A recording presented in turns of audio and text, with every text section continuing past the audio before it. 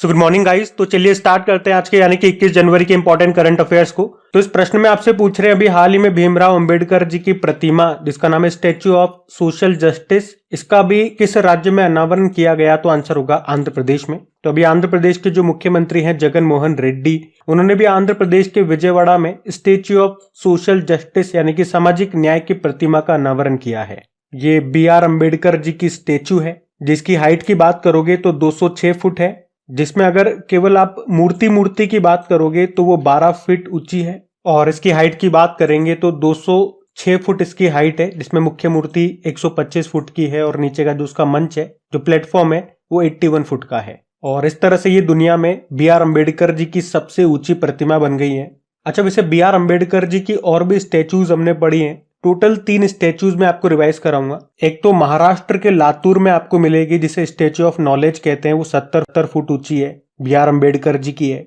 और तेलंगाना में भी आपको मिलेगी बी.आर. अम्बेडकर जी की स्टैच्यू, हुसैन सागर झील के किनारे स्थापित की गई थी, उसके वास्तुकार रामवी सुतार है। और एक हमने पढ़ा था भारत के बाहर बी.आर. अम्बेडकर जी की सबसे ऊंची प्रतिमा स्थापित की गई थी अमेरिका के मैरीलैंड शहर में, उसकी ऊंचाई 19 फुट है और उसको नाम दिया गया था स्टैच्यू ऑफ इक्वलिटी, उसके वास्तुकार भी रामवी सुतार हैं। अच्छा, मैं एक काम करता हूँ, अभी तक जितने भी इंपॉर्टेंट स्टैच्यूज हमने पढ़ी है, मूर्तियां हमने पढ़ी है, वो मैं आपको एक बार रिवाइज कराता हूँ। तो आपको याद होगा पीयूष गोयल जी ने तमिलनाडु के कोयम्बटूर में भारत के पहले वित्त मंत्री फाइनेंस मिनिस्टर की प्रतिमा का अनावरण किया था। भारत के पहले वित्त मंत्री कौन थे? आर.के. षणमुखम चेट्टी।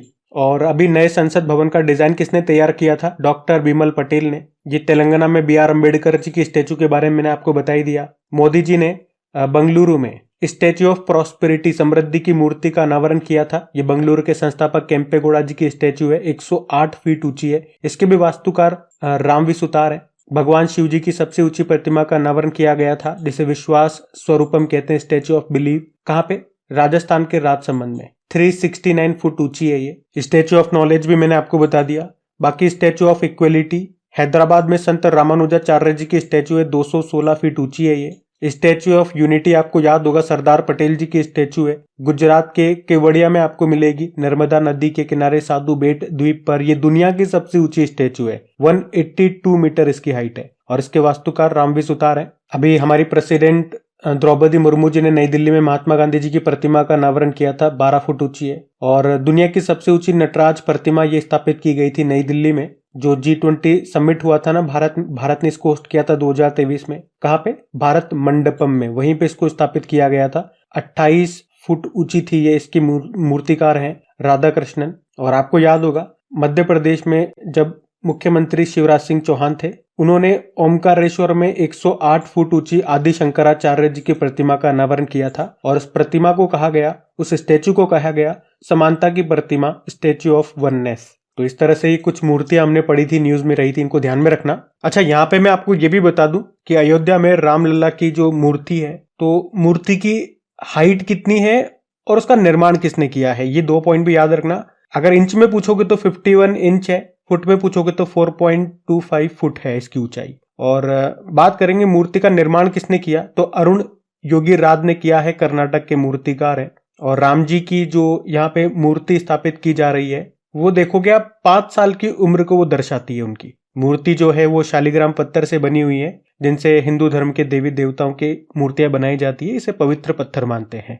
खैर, आप तो हाइट याद रखना और किन्होंने बनाई है उनका नाम याद रखना, इंपॉर्टेंट रहेगा आने वाले के लिए। अभी अगला प्रश्न देखते हैं। चलो फिर बताओ, अभी हाल ही में आयोजित 47वें नंबर के कोलकाता पुस्तक मेले, कोलकाता बुक फेयर में थीम देश कौन रहा? तो आंसर होगा यूके, यूनाइटेड किंगडम। तो अभी 18 जनवरी 2024 को पश्चिम बंगाल की जो मुख्यमंत्री ममता बनर्जी, उन्होंने 47वें अंतरराष्ट्रीय कोलकाता पुस्तक मेले का उद्घाटन किया और इसमें थीम देश याद रखना कौन रहा? यूके। ये दुनिया का दूसरा सबसे बड़ा पुस्तक मेला है। अच्छा, एक प्रश्न मैं आपसे पूछता हूँ, ये प्रश्न मैं आपको ऑलरेडी पढ़ा चुका हूं, तो उत्तर देने की कोशिश करना कि 2025 में जो मैड्रिड इंटरनेशनल बुक फेयर होगा उसमें थीम देश कौन सा होगा? तो आंसर होगा भारत होगा। बाकी देखो, कोलकाता से मैं आपको याद दिला दूं कि भारत की पहली अंडर वाटर मेट्रो यहीं पे चलेगी, हुगली नदी के नीचे। अभी जो नेशनल क्राइम रिकॉर्ड ब्यूरो की लिस्ट आई थी उसमें बताया गया कि सबसे सुरक्षित शहर भारत का कौन सा है, कोलकाता है। और अपना जैव विविधता रजिस्टर पाने वाला पहला मेट्रो शहर बना था कोलकाता। नेताजी सुभाष चंद्र बोस अंतरराष्ट्रीय हवाई अड्डा मिलेगा आपको कोलकाता में ही। और कोलकाता पोर्ट यानी कि कोलकाता बंदरगाह का नाम बदल दिया गया, डॉक्टर श्यामा प्रसाद मुखर्जी के नाम पे रख दिया गया। तो ये भी ध्यान रखना। अगला प्रश्न देखते हैं। चलो फिर बताओ, अभी हाल ही में भारत का पहला ग्राफीन केंद्र India innovation centre for graphene ये किस राज्य में स्थापित किया गया? तो आंसर होगा केरल में। अच्छा, पहले बात करते हैं ग्राफीन क्या है। तो ग्राफीन ये एक एटम की मोटाई वाली कार्बन की एक पतली परत होती है और यही ग्राफीन की परतें मिलकर के ग्रेफाइट बनाती है। और आपने पढ़ा होगा ये इलेक्ट्रिसिटी का गुड कंडक्टर यानी कि अच्छा चालक होता है और कार्बन की प्योर फॉर्म होती है। ये इलेक्ट्रॉनिक्स फील्ड में बहुत यूज होती है, काफी इस्तेमाल किया जाता है इसको। तो आप कह सकते हो ग्राफीन क्या है, ये दुनिया का सबसे पतला पदार्थ है। और हमने कहा ये एटम जितना मोटा होता है ना, यानी कि अगर हम तुलना करें तो हमारे बाल से भी 10 लाख गुना पतला होता है ये, लेकिन उसके बावजूद भी ये बहुत मजबूत होता है, स्टील और हीरे से भी ज्यादा मजबूत। अच्छा, ग्राफीन की हमने बात कर ली। अब क्वेश्चन पे आए तो भारत का पहला ग्राफीन सेंटर को केरल के कोच्चि के मेकर्स गांव में स्थापित किया गया है और इसका नाम रखा है India innovation centre for graphene. स्थापना किसने की है? इलेक्ट्रॉनिक्स एंड आईटी मिनिस्ट्री ने। और इसके मंत्री कौन है? अश्विनी वैष्णव है। अब बात केरल की है तो ये रहा मैप में केरल। देखो, केरल की कैपिटल हो गई तिरुवनंतपुरम। भारत का पहला स्पेस टेक पार्क आपको यहीं पे मिलेगा। विक्रम साराभाई स्पेस स्टेशन आपको यहीं पे मिलेगा। मुख्यमंत्री कौन है? पिनाराई विजयन है और गवर्नर है आरिफ मोहम्मद खान। और केरल से आपको 2 क्लासिकल डांस याद आएंगे, एक तो कथकली और एक मोहिनीअट्टम हो गया। और केरल के समुद्री तट को क्या बोलते हैं? मालाबार तट बोलते हैं। केरल गार्डन ऑफ स्पाइस कहते हैं इसको, मसालों का बाग। कुछ और करंट अफेयर्स से रिलेटेड मैं आपको पॉइंट्स याद दिलाऊं जो केरल से संबंधित थे। तो अभी दिसंबर में वैश्विक आयुर्वेद मेले का आयोजन हुआ था तिरुवनंतपुरम में। और अभी इंडिया स्किल रिपोर्ट 2024 आई थी जिसमें भारत में काम करने के लिए सबसे पसंदीदा राज्य बताया गया था केरल को। अभी 5वें राज्य खाद्य सुरक्षा सूचकांक 2022-23 को जारी किया था food safety and standard authority of India ने, उसमें बड़े राज्यों में केरल टॉप पे था। और अभी भारत का पहला साहित्य का शहर कौन सा बना? First city of literature Kozhikode बना है जो केरल में है। ये इंपॉर्टेंट है क्योंकि भारत का पहला बना है ये दर्जा पाने वाला। और सभी जिलों में हॉलमार्किंग केंद्र वाला भारत का पहला राज्य बन गया केरल। और जिला स्तरीय पेड़ फूल पक्षी घोषित करने वाला पहला जिला ये केरल का कोझिकोड बना है। भारत का पहला एआई स्कूल कहाँ पे लॉन्च किया गया? तिरुवनंतपुरम में, जिसका नाम है शांतिगिरी विद्या भवन। नेहरू ट्रॉफी का आयोजन ये केरल में ही होता है, ये एक तरह की बोट रेस है। अभी नवा मालाबार नदी महोत्सव का आयोजन हुआ था केरल में। शुभ यात्रा योजना ये शुरू हुई थी केरल में। और नीति आयोग की सहायता से देश का पहला मत्स्य पालन अटल इंक्यूबेशन सेंटर भी स्थापित किया गया था केरल में ही। पूरी तरह से ई शासित राज्य बन गया है केरल, मतलब यहाँ की सभी सरकारी योजनाएं, सभी सरकारी सेवाएं ऑनलाइन आ चुकी है। भारत का पहला खुले में शौच मुक्त यानी कि ODF प्लस जिला बना था ये वायनाड, केरल का वायनाड। एक पंचायत एक खेल का मैदान परियोजना शुरू हुई थी केरल में ही। तो इन सब कारण से केरल न्यूज में था, ये ध्यान में रखना। अगला प्रश्न देखते हैं। चलो फिर बताओ, अभी हाल ही में विश्व टेबल टेनिस प्रतियोगिता में खिताब जीतने वाली पहली भारतीय महिला खिलाड़ी कौन बन गई? तो आंसर होगा श्रीजा अकुला। तो भारतीय टेबल टेनिस खिलाड़ी हैं ये श्रीजा अकुला। अभी इन्होंने वर्ल्ड टेबल टेनिस फीडर में वुमेन सिंगल का खिताब जीत लिया है। उन्होंने यहाँ पे अमेरिका की लिली झांग को हराया है और इस जीत के साथ वे वर्ल्ड टेबल टेनिस प्रतियोगिता में खिताब जीतने वाली पहली भारतीय महिला खिलाड़ी बन गई हैं। तो इंपॉर्टेंट नाम हो गया। वैसे यहाँ ऑप्शन में मैंने जो भी नाम लिखे हैं इनका सबका संबंध टेबल टेनिस से ही है। मणिका बत्रा का नाम तो न्यूज में भी था। अभी Asian cup table tennis tournament में मेडल जीतने वाली ये पहली भारतीय महिला भी बनी थी। और आप जानते हो अभी इंटरनेशनल टेबल टेनिस फेडरेशन के गवर्निंग बॉडी में शामिल होने वाली पहली भारतीय कौन बनी थी? वीटा दानी बनी थी। और पूछूं table tennis federation of India की पहली महिला हेड कौन बनी थी? मेघना अहलावत बनी थी। और अगर आप पूछो कि ये भी बता दो कि इंटरनेशनल टेबल टेनिस फेडरेशन का हेडक्वार्टर कहां पर है, तो लुज़ेर्न स्विट्जरलैंड में है। ध्यान रखना ये पॉइंट्स भी। अगला प्रश्न देखते हैं। फिर बताओ, कन्वर्सेशंस विद औरंगजेब नाम के उपन्यास को किसने लिखा है? तो आंसर होगा चारू निवेदिता ने। तो कन्वर्सेशंस विद औरंगजेब इस उपन्यास को तमिल साहित्यकार हैं चारू निवेदिता, उन्होंने लिखा है। ये उनका उपन्यास है। अभी चर्चा में क्यों है? क्योंकि अभी इसका अंग्रेजी में, इंग्लिश में अनुवाद किया गया, ट्रांसलेशन किया गया। और वो ट्रांसलेशन किसने किया?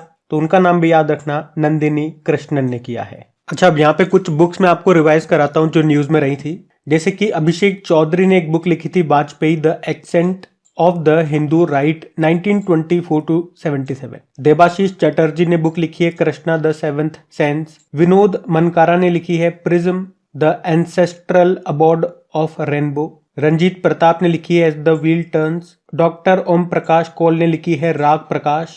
टीएन शेषन ये पूर्व मुख्य चुनाव आयुक्त रहे हैं, इन्होंने बुक लिखी है through the broken glass. Sarika Bhardwaj ने लिखी है अ फूल्स एनर्जी।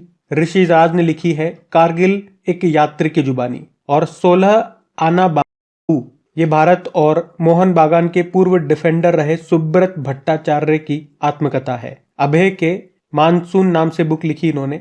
तो यहाँ पे 10 बुक्स मैंने आपको रिवाइज कराई जो हाल ही में न्यूज में रही, इनको ध्यान में रखना। अगला प्रश्न देखते हैं। फिर बताओ अभी हाल ही में पेप्सिको इंडिया के नए सीईओ कौन बने? तो आंसर होगा जागृत कोटेचा।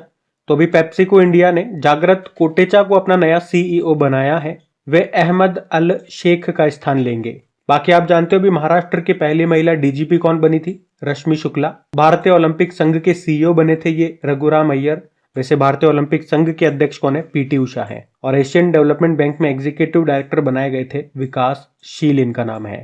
तो ये नाम भी न्यूज में थे, इनको भी ध्यान में रखना। अगला प्रश्न देखते हैं।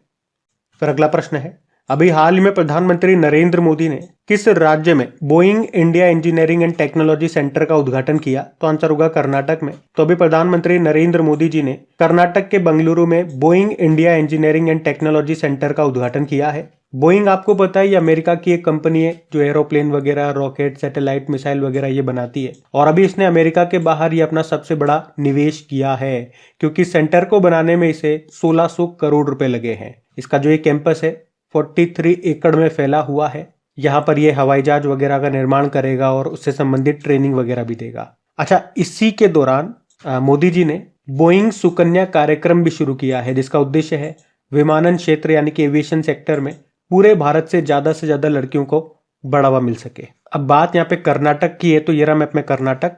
देखो कर्नाटक की कैपिटल तो बंगलुरु हो गई, सिलिकॉन वैली ऑफ इंडिया इसे ही कहते हैं। इन्फोसिस का, विप्रो का, हिंदुस्तान एरोनॉटिकल लिमिटेड का और इसरो का हेडक्वार्टर यहीं पे मिलेगा आपको। मुख्यमंत्री कौन है? सिद्धारमैया है और गवर्नर है थावर चंद गहलोत। आपको याद होगा देश में पहली बार भूमिगत बिजली ट्रांसफार्मर स्टेशन ये स्थापित किया गया था बंगलुरु में ही। और झीलों से खरपतवार हटाने के लिए जल दोस्त एयरबोट को भी यहाँ पे लॉन्च किया गया था बंगलुरु में। उसके अलावा शक्ति स्मार्ट कार्ड योजना यहाँ पे शुरू हुई थी। और 76 नंबर की संतोष ट्रॉफी का संबंध फुटबॉल से है, जिसका फाइनल अभी सऊदी अरब में हुआ था। इसको कर्नाटक ने ही जीता था मेघालय को हरा करके। और बंगलुरु में जो बेंगलुरु के संस्थापक है केम्पेगौड़ा जी, उनके स्टैचू का भी अनावरण किया था मोदी जी ने, जिसे कहते हैं स्टैचू ऑफ प्रॉस्पेरिटी। और याद रखना भारत का पहला 3D प्रिंटेड पोस्ट ऑफिस ये किस शहर में खुला? बंगलुरु में। और आप मुझे कमेंट करके बताओ 3D प्रिंटेड मंदिर ये कहां पे स्थापित किया गया? और अभी मैं आपको 2023 के इंपॉर्टेंट करंट अफेयर्स का क्विक रिवीजन करवा रहा हूं। जो इंपॉर्टेंट क्वेश्चंस हैं, अभी नवंबर महीना चल रहा है, तो वहां पे शायद आज ही के वीडियो में मैंने ये प्रश्न भी आपको कराया है, जहां तक मुझे याद है। अगर आप में से कोई अगर वो रिवीजन वाली क्लास नहीं देख रहे हैं और अगर आप चाहते हैं कि पिछले 6 महीने का आपका करंट अफेयर्स, या यूं कहूं कि पिछले 6 महीने के इंपॉर्टेंट करंट अफेयर्स आप क्विक रिवाइज कर सकें, तो आपके लिए सबसे बेस्ट क्लास होगी वो पूरे यूट्यूब में, जिसमें आपको एक साथ बैठ करके 2-3 घंटे नहीं देने, डेली के 10-12 मिनट आपको निकालने हैं और धीरे धीरे आपका सारा कवर हो जाएगा। दिन भर के 10 मिनट निकालोगे तो आपको फर्क भी नहीं पड़ेगा और थोड़ा थोड़ा करके आप दिमाग में डालते जाओगे चीजें, तो ओवरलोड भी नहीं होगा। 2-3 घंटे की एक साथ देखोगे तो समय भी जाएगा, समय भी आपको लगेगा कि 3 घंटे चले गए, और एक साथ इतना सारा पढ़ लोगे कि ऐसा लगेगा कि क्या याद हुआ और क्या याद नहीं हुआ। अभी अगला प्रश्न देखते हैं। फिर बताओ अभी हाल ही में विंग्स इंडिया 2022 में सर्वश्रेष्ठ हवाई अड्डे का पुरस्कार किसने जीता, यानी कि बेस्ट एयरपोर्ट का अवार्ड? तो ऑप्शन में देखोगे तो बंगलुरु हवाई अड्डा आंसर हो जाएगा, लेकिन बेस्ट एयरपोर्ट का अवार्ड 2 एयरपोर्ट ने जीता है। दिल्ली का जो इंदिरा गांधी इंटरनेशनल एयरपोर्ट है वो, और ये जो बंगलुरु एयरपोर्ट है जिसे आप केम्पेगौड़ा इंटरनेशनल एयरपोर्ट कहते हो। आपको याद होगा अभी हमने पढ़ा भी था, विंग्स इंडिया 2024 का आयोजन ये किया गया हैदराबाद के बेगमपेट हवाई अड्डे में, और यहाँ पर अभी अवार्ड्स की घोषणा की गई, अवार्ड्स दिए गए, जिसमें बेस्ट एयरपोर्ट का अवार्ड मिला इन दोनों को, इंदिरा गांधी इंटरनेशनल एयरपोर्ट और केम्पेगौड़ा इंटरनेशनल एयरपोर्ट को। इसके अलावा बेस्ट एयरलाइन का अवार्ड किसे मिला? विस्तारा एयरलाइन को। इसे इनोवेशन चैंपियन अवार्ड भी मिला है। इसके अलावा एयर इंडियन एक्सप्रेस को सस्टेनेबिलिटी चैंपियन घोषित किया गया, और स्काईवेज एयर सर्विसेज को बेस्ट कार्गो सर्विसेज का अवार्ड मिला है। अच्छा, इसी तरह से आपको याद आएगा अभी स्काईट्रैक्स ने बेस्ट एयरपोर्ट किसे चुना था? सिंगापुर के चांगी एयरपोर्ट को। वैसे अभी हेनले पासपोर्ट रैंकिंग आई है, उसमें भारत 80वें स्थान पर रहा है। और अभी यूनेस्को ने केम्पेगौड़ा इंटरनेशनल एयरपोर्ट के T2 टर्मिनल को दुनिया का सबसे खूबसूरत एयरपोर्ट का अवार्ड दिया था। और साथ में याद रखना, डीजी यात्रा सुविधा प्राप्त करने वाला उत्तर पूर्व का पहला हवाई अड्डा बना था गोपीनाथ बारदोलाई इंटरनेशनल एयरपोर्ट, यह असम में है। और देश का पहला एलिवेटेड टैक्सी वे ये कहां पर बनकर तैयार हुआ? इंदिरा गांधी इंटरनेशनल एयरपोर्ट में। और वैसे हमारे एविएशन मंत्री, नागरिक उड्डयन मंत्री कौन है? ज्योतिरादित्य सिंधिया है, इनके पास स्टील मंत्रालय भी है। तो ध्यान रखना ये पॉइंट्स। अगला प्रश्न देखते हैं। फिर बताइए, अभी हाल ही में किस राज्य में कानुमा त्योहार मनाया गया? तो आंसर होगा तेलंगाना। तो तेलंगाना में मकर संक्रांति के तीसरे दिन को ये कानुमा त्योहार के रूप में मनाया जाता है। इस कानुमा त्योहार का संबंध पशुओं से है। इस अवसर पे राज्य के लोग मवेशियों और कृषि उपकरणों की पूजा करते हैं। तेलंगाना के दो और महत्वपूर्ण त्योहार आपको याद होने चाहिए। एक तो बथुकम्मा फेस्टिवल है, जिसे फूलों का त्योहार कहते हैं, और एक बोनालू उत्सव है, ये भी मनाया जाता है तेलंगाना में। यहाँ पे कुछ और महोत्सव मैं आपको रिवाइज कराऊंगा जो अभी हमने करंट अफेयर्स में ही पढ़े थे, न्यूज में रहे थे मतलब। जैसे कि देखो, लोसर फेस्टिवल ये लद्दाख में मनाया जाता है। लद्दाख में जांस्कर महोत्सव भी हम मनाते हैं। हेमिस फेस्टिवल मनाते हैं। स्पितुक गस्टर फेस्टिवल भी लद्दाख में मनाया जाता है। उसके अलावा वांगला उत्सव ये मेघालय में मनाया जाता है। लूसाफॉन महोत्सव ये गोवा में मनाया जाता है। और गोवा से जरूर याद रखना, भारत का पहला प्रकाश स्तंभ उत्सव अभी गोवा में ही मनाया गया था। लूसाफॉन महोत्सव ये गोवा में ही मनाया जाता है, तो ये भी ध्यान रखना। संगाई फेस्टिवल ये मणिपुर का है। यहीं पे योसांग महोत्सव मनाते हैं। हुनथड़ो महोत्सव यहाँ पे मनाया जाता है। अभी यहाँ पे मेरा हुचोंगबा महोत्सव भी मनाया गया था। पहला अंतर्राष्ट्रीय समुद्र तट महोत्सव ये मनाया गया केरल में। धानु जात्रा महोत्सव मनाया गया उड़ीसा में। और चेरचेरा महोत्सव ये छत्तीसगढ़ में मनाया जाता है। छत्तीसगढ़ में हरेली उत्सव भी मनाया जाता है। बिहू फेस्टिवल असम का है। माघी मेले का आयोजन हुआ था पंजाब में। और चिथिरई महोत्सव ये तमिलनाडु का है, तमिलनाडु में मनाते हैं हम। तो ये वो महोत्सव मैंने आपको रिवाइज कराया जो अभी हमने न्यूज में पढ़े थे, इनको ध्यान में रखना। अगला प्रश्न देखते हैं। फिर आपसे पूछ रहे हैं अभी हाल ही में जाति आधारित जनगणना शुरू करने वाला दूसरा राज्य कौन सा है? तो आंसर होगा आंध्र प्रदेश। तो आंध्र प्रदेश ने जाति आधारित जनगणना शुरू कर दी है और ऐसा करने वाला वो दूसरा राज्य बन गया है देश का। अगर ये दूसरा है तो ऐसा करने वाला पहला राज्य कौन सा बना था? तो बिहार बना था। तो ये भी ध्यान में रखना। और ये था आज का आपका करंट अफेयर्स का सेशन। और एक बार फिर से मैं आपको याद दिला दूं, प्लीज अगर वीडियो अच्छा लगा है तो इसे लाइक जरूर कीजिएगा। आप लोग भूल जाते हो। देखो, आप लोग नोटिस करोगे अपने वीडियो में मैं आपको बिल्कुल भी बीच में डिस्टर्ब नहीं करता हूँ फालतू बातें बोल करके कि अपना ये कोर्स आ गया है, ये ई बुक आ गई है, इसमें इतना डिस्काउंट मिल रहा है, ये ले लो। लोग इसी बातों में अपने एक एक डेढ़ मिनट खत्म कर देते हैं। लेकिन मैं इस तरह की कोई चीज नहीं करता हूं आपके साथ। एक्चुअली मैं पैसे की डील ही नहीं करना चाहता हूं आप लोगों के साथ। पैसे के मामले में मैं आप लोगों से दूर रहता हूं। मैं कोशिश करता हूं जितना मेरे पास समय और जितना मुझे आता है मैं आपको पढ़ाऊं, और जिसको पढ़ना है वो पढ़ ले। मुझे पता है हर किसी को पैसे की नीड होती है। आज आप भी पढ़ाई कर रहे हो, रात भर मेहनत कर रहे हो, अच्छी जॉब लगना चाहते हो, लेकिन अल्टीमेट मकसद क्या है? पैसे कमाने, घर की स्थिति सुधारनी है, क्योंकि हर काम पैसे से ही चलता है। पैसे नहीं होंगे तो शाम की रोटी का भी ठिकाना नहीं है। लेकिन मेरा मेन मकसद ये है कि मैं आपसे पैसे न मांगू। यूट्यूब में क्या होता है, बीच बीच में एड्स आते हैं। अगर एड्स आप देख लेते हो तो अगर मान लो उस एड का 1 रुपया बना तो शायद ऐसा कुछ रेशो होता है 60-40 का। 60 पैसे वो हमें देगा, बाकी 40 पैसे यूट्यूब खुद रखता है। तो इतना जितना भी बनता है वो हर यूट्यूब वाले को मिलता है। जिसके ज्यादा व्यूज आते हैं लाखों में, उसको उस हिसाब से अर्निंग हो जाती है। चाहे अपने व्यूज नहीं आते हैं, अपनी इतनी अर्निंग नहीं होती है, लेकिन फिर भी मैं ये कोशिश नहीं करता हूं कि आप लोगों से कमाई की जाए। हर 2 दिन में नया कोर्स लॉन्च करना है। पढ़ानी एक ही चीज है करंट अफेयर्स में, नाम बदल बदल के ये ले लो वो ले लो, डिस्काउंट आ गया। अरे भाई, बच्चों को डिस्काउंट ही देना है तो फिर त्योहार का इंतजार क्यों कर रहे हो? ऐसे ही दे दो। अगर इतने महान बन रहे हो तो ये ड्रामे मुझसे होते नहीं है। मैं क्या सीधे बोलने वाला इंसान हूं, मुझे ये घुमा फिरा के बातें नहीं आती है मीठी मीठी। तो इसीलिए मैं आपसे सिर्फ एक ही रिक्वेस्ट करता हूं कि वीडियो को लाइक जरूर कर दिया करें और दोस्तों के साथ में स्टडी ग्रुप में शेयर जरूर कर दिया करें, जिससे मेरा भी थोड़ा मोटिवेशन बना रहे। बाकी आपके लिए क्विज बना करके अपलोड करता हूँ, फ्री में आपको मिलेगी क्विज। पीडीएफ जो मैं डालता हूँ आपको फ्री में मिल जाएगी। क्रिक एग्जाम एप्लीकेशन का लिंक नीचे डिस्क्रिप्शन बॉक्स में है। और किसी को नोटिफिकेशन नहीं मिलते तो क्रिक एग्जाम चैनल को सब्सक्राइब करने के बाद में बेल आइकन जरूर प्रेस करा करें। फिर भी नहीं आते नोटिफिकेशन तो यूट्यूब की तरफ से दिक्कत होगी कुछ ना कुछ। आप टेलीग्राम ज्वाइन कर लीजिए, लिंक डिस्क्रिप्शन में होता है, वहां पे भी मैं लिंक सेंड करता हूँ। चलो अभी कल के करंट अफेयर्स का भी क्विक रिवीजन करते हैं, फिर सेशन एंड करते हैं। तो पहला प्रश्न पूछा था सशस्त्र सीमा बल के नए महानिदेशक कौन बने, तो आंसर होगा दलजीत सिंह चौधरी। फिर पूछा केंद्रीय विदेश मंत्री ने किस भाषा को शास्त्रीय भाषा का दर्जा देने की घोषणा की, तो आंसर होगा फारसी। मुख्यमंत्री महिला उद्यमिता अभियान किसने शुरू किया, आसाम ने। गुट निरपेक्ष आंदोलन का 19वां शिखर सम्मेलन कहां पे हुआ, युगांडा के कंपाला में। दुनिया का सबसे ऊंचा राम मंदिर बनेगा ऑस्ट्रेलिया में। चांद पर सफल लैंडिंग करने वाला 5वां देश बन गया जापान। 19 जनवरी को कोकबोरोक भाषा दिवस मनाया त्रिपुरा ने। दुनिया की पहली पनडुब्बी बैटरी बनाने वाली कंपनी वीटा बोल्ट किस देश की है, तो आंसर होगा चाइना। और फोर्ब्स के अनुसार गोल्ड रिजर्व के मामले में भारत कौन से स्थान पर है, 9वें स्थान पे, टॉप पे अमेरिका। 15वें ICC under 19 men's cricket world cup 2024 कहां पे शुरू हुए, साउथ अफ्रीका। अभी कल का होमवर्क प्रश्न देखते हैं और सेशन एंड करते हैं। तो कल की वीडियो में आपसे पूछा था बॉम्बे स्टॉक एक्सचेंज के नए अध्यक्ष कौन बन गए, तो आंसर होगा प्रमोद अग्रवाल। आप सभी ने प्रश्न का बिल्कुल सही उत्तर दिया। अब ये आज का आपका होमवर्क प्रश्न।